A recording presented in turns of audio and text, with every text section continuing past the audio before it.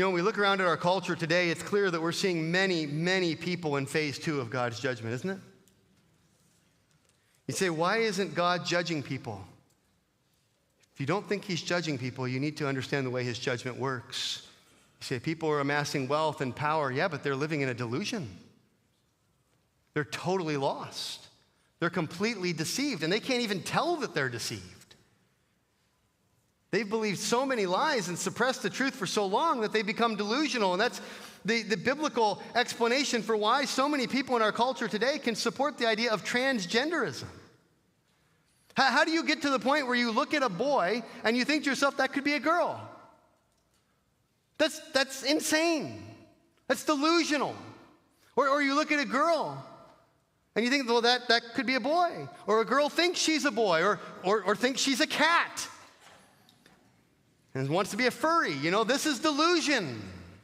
This is people who are delusional. Their eyes have been smeared over by divine judgment so that they accept and believe what is to anyone who can see a demonic, idolatrous insanity.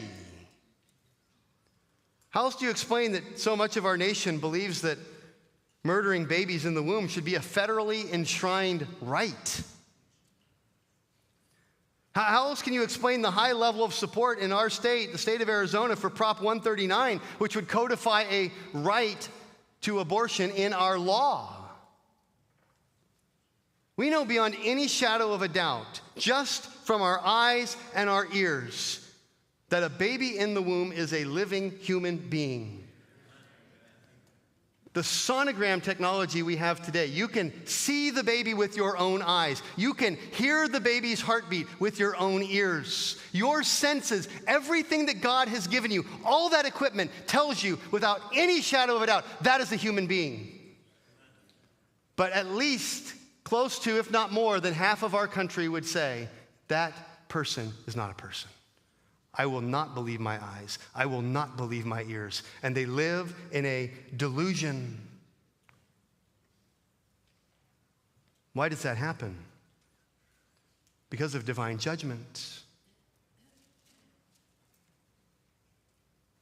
Support for murdering children in the womb and mutilating children outside the room is not something that's going to bring divine judgment. It is divine judgment.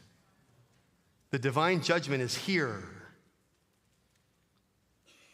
No Christian can support these kinds of laws. No Christian, let me be very clear, no Christian can vote for Prop 139. None.